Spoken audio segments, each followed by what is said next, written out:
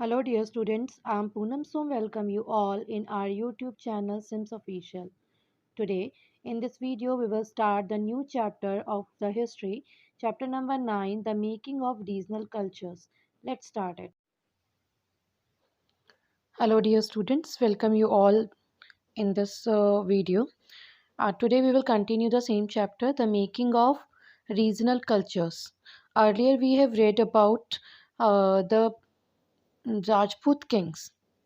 ठीक है, तो हमने ये पढ़ा था कि Prithviraj was the example of that warrior कि जिन्होंने भले ही लड़ाई मतलब उन्होंने भले ही अपनी जान दे दी मगर उन्होंने कोई समझौता नहीं किया और ना ही उन्होंने कभी भी मतलब पीठ नहीं दिखाई शत्रुओं को अपनी, ठीक है? यानी कि वो कभी भी युद्ध छोड़कर नहीं भागे या अपनी कौशल का प्रदर्शन करने से पीछे हटे हों। तो स्टोरीज अबाउट राजपूत हीरोज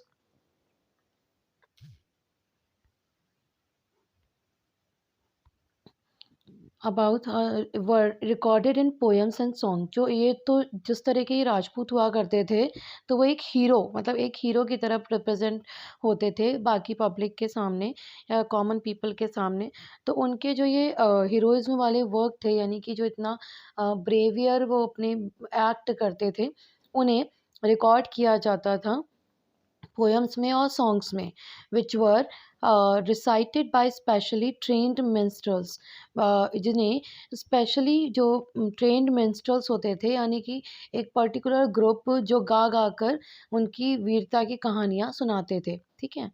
तो उनके द्वारा लोगों को कॉमन पीपल को वो सब चीज़ें सुनाई जाती थी कि कैसे वो इतने बड़े योद्धा थे, उन्होंने वॉर लड़ी और कभी भी मतलब वॉर से या अपने आने वाले सामने वाले प्रॉब्लम से कभी वो पीछे नहीं हटे। So these preserved the memories of heroes and were expected to inspire other to follow their example.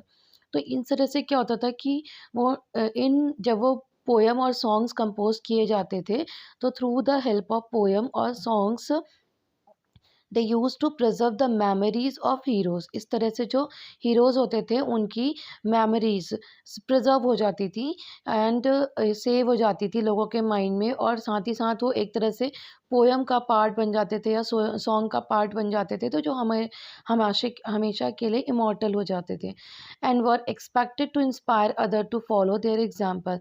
और इस तरह से वो लोगों को मतलब और लोगों को भी इंस्पायर करते थे और एक एग्ज़ाम्पल मतलब खुद जो राजपूत्स थे वो अपने आप में एग्ज़ाम्पल हो जाते थे बाकी कॉमन पीपल के लिए।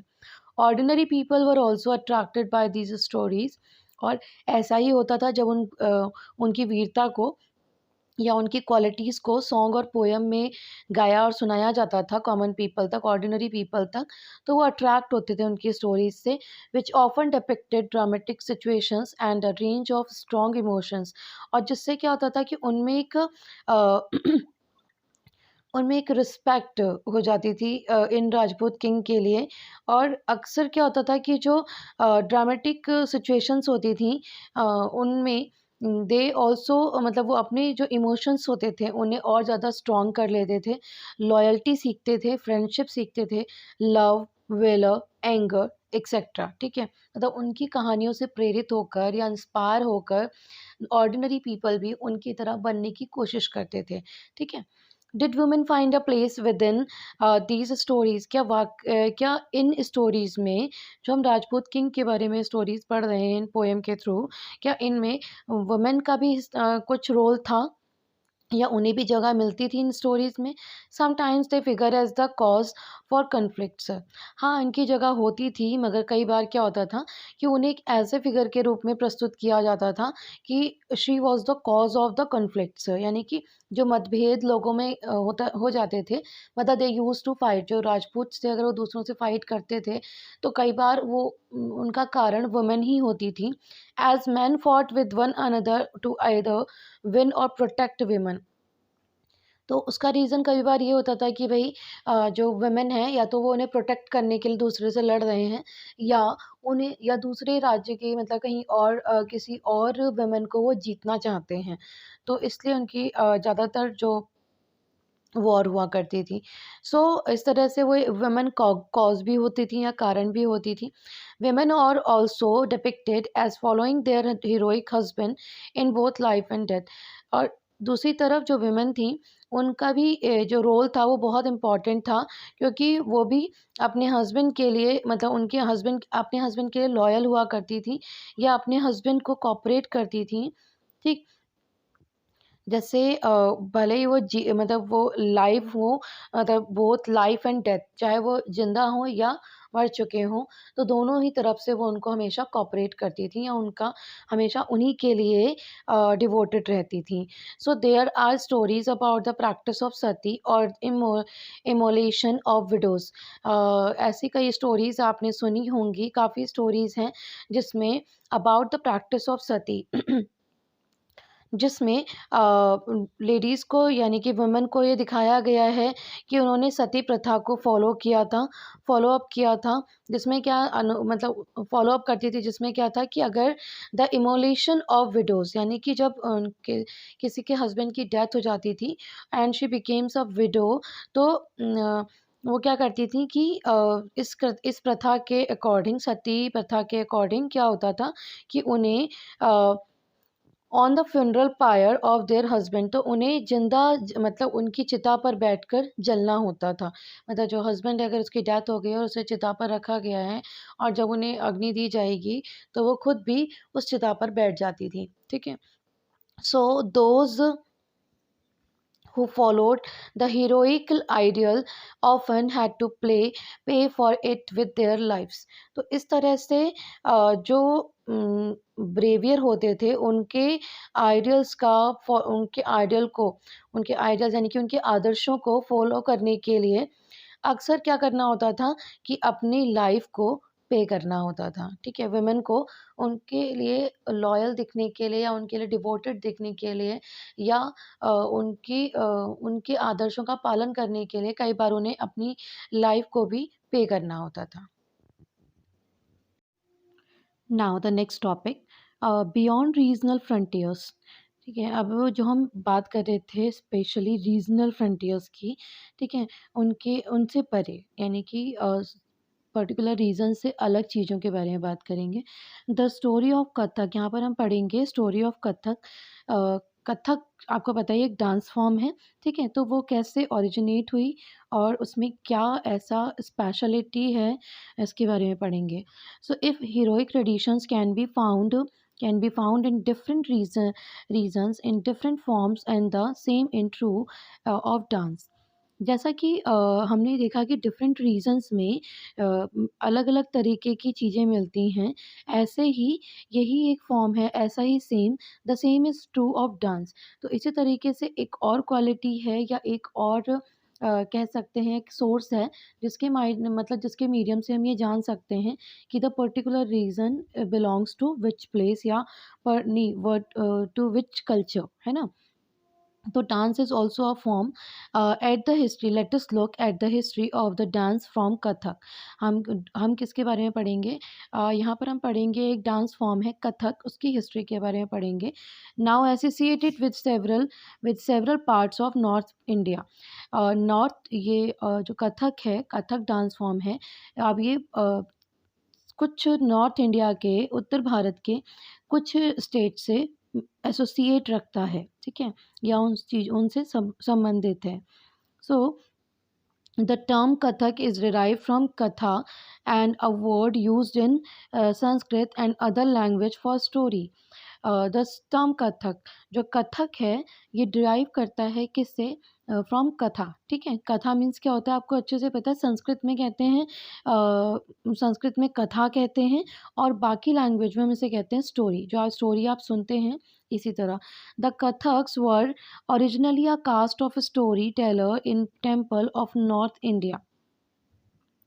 तो जो कथक है वो मूल रूप से जो नॉर्थ इंडिया है, वहाँ के मंदिरों में कथा, यानी कि कथा सुनाने वालों की एक पर्टिकुलर कास्ट होती थी, ठीक है? एक पर्टिकुलर कास्ट के लोग कथा सुनाते थे या कथा को एक्सप्लेन करते थे, स्टोरीज़ सुनाते थे, ठीक है? तो story tellers, caste of story tellers in temple of north India who embellished their who embellished their performance with gesture and songs। जो अपनी क्या करते थे, अपनी कला का प्रदर्शन, यानी कि जो कहानी वो सुनाते थे, वो अपने कला का प्रदर्शन या अपने हाव-भाव, अपने रिएक्शंस किसके अकॉर्डिंग करते थे? संगीत से, यानी कि म्यूज़िक से, ठीक है? और अपनी साथ ही साथ अपनी जो उनका जो परफ़ॉर्मेंस थी अपनी कथक को लेकर या किसी भी कथा पर्टिकुलर कोई स्टोरी हुई, ठीक है? तो उन्होंने उसे परफ़ॉर्मेंस कैसे दी? Through the gesture and songs, ठीक है? यानी कि through the gestures and song, गानों के माध्यम से और अपने कला के माध्यम से या अपने डांस पोजीशन के माध्यम से। सो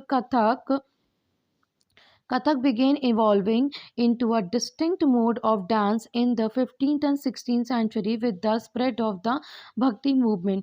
तो जो कथक का जो शुरुआत हुई थी वो 15 से 16 सेंचुरी में हुई थी और भक्ति मूवमेंट यानी कि भक्ति आंदोलन के टाइम पर इसकी डिमांड और ज़्यादा बढ़ती चली गई, ठीक है?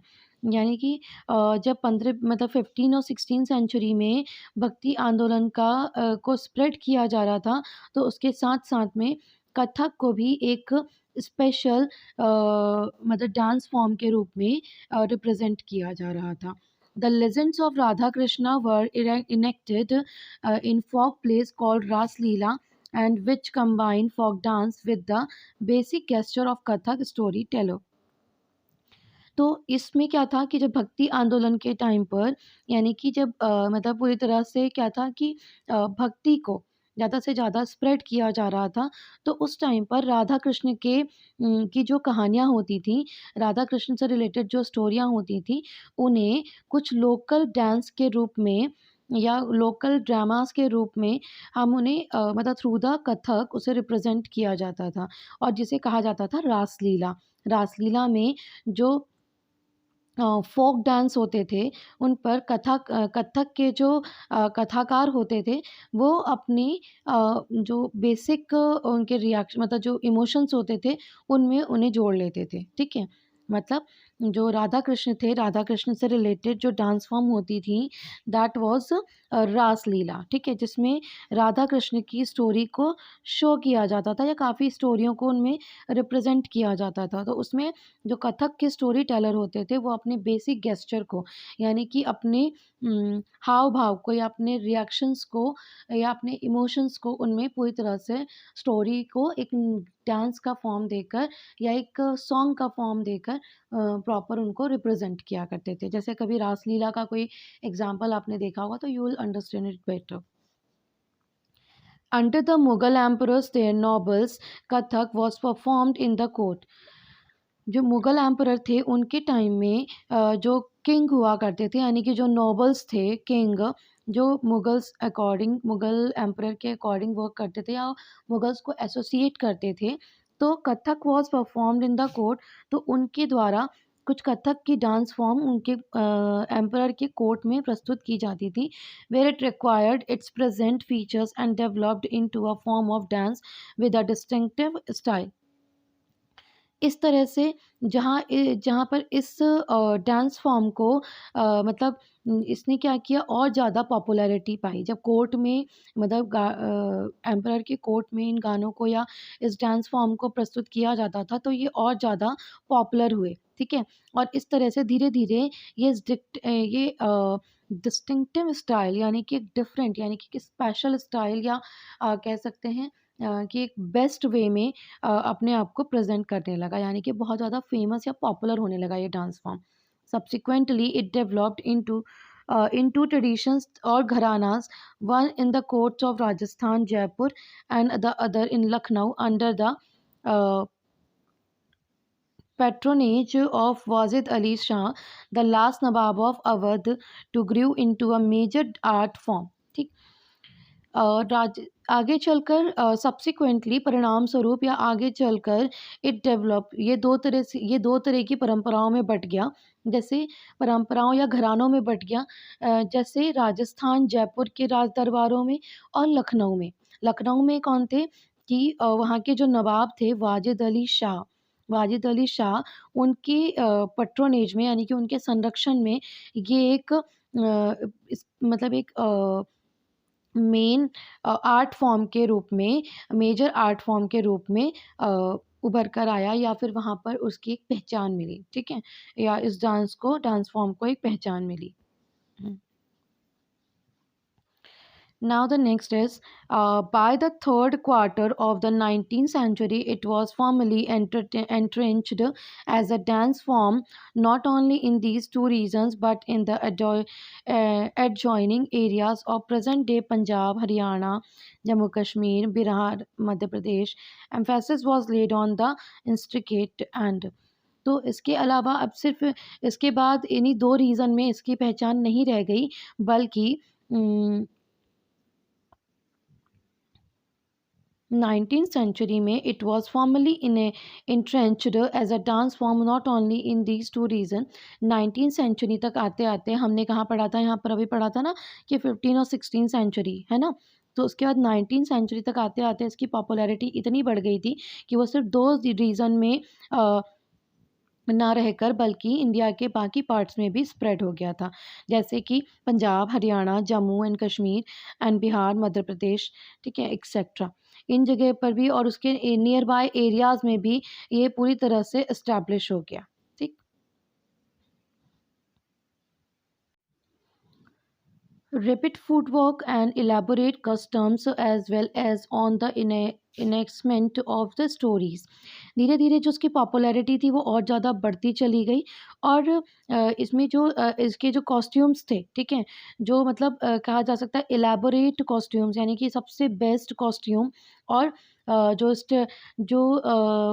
स्टोरीज़ का इनएक्टमेंट यानी कि उनका प्रस्तुतिकरण या उनका रिप्रेजेंटेशन सबसे बेस्ट होने लगा, ठीक है, और उन पर बहुत ज़्यादा तेज़ी से इन पर काम किया जाने लगा यानी कि उनकी परफॉर्मेंस को और ज़्यादा इम्प्रूव किया गया। Kathak like several other culture practices was viewed on with disfavor by the most British administration in the 19th century and 20th century, and however it survived will continue to be performed by the courtesans and was recognized as one of six classical form of dance in the country after independence. अब Kathak like the other culture practices, ठीक है, कथक और भी जैसे cultural activities या cultural practices होती थी, ठीक है, बाकी अदर कल्चरल एक्टिविटीज़ की तरह कथक को भी 19 और 20th सेंचुरी में ब्रिटिशर्स के द्वारा 19 और 20th सेंचुरी में ब्रिटिशर्स के द्वारा अधिकांश ब्रिटिशर्स के द्वारा उनको नापसंद किया गया, ठीक है, यानी कि जो ब्रिटिशर्स थे उनको फेवर नहीं मिला, ठीक है, फेवर नहीं मिला किसका, कथक को आगे पॉपुलर होने के लिए। सो द फिर भी यह प्रॉपर फिर भी उसकी उनकी इग्नोरेंस के बावजूद भी जो कथक था however it survived and continued.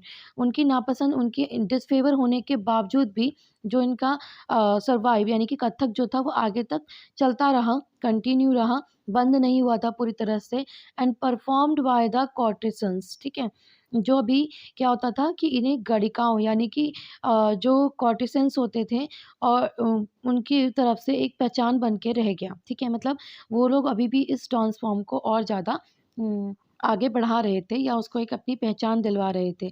तो बाद में इसे जब हमारा फ्रीडम मिला हमें, ठीक है, आफ्टर द इंडिपेंडेंस के बाद ये डांस फॉर्म हमारा एक क्लासिकल डांस फॉर्म के रूप में विकसित हो गया या फिर इसे एक क्लासिकल डांस फॉर्म के रूप में अपनी पहचान मिली और हमारे भारत में यानी कि हमारे देश का हमारे 6 क्लासिकल डांस फॉर्म हैं उसमें इस डांस फॉर्म को प्रॉपर एक जगह मिली।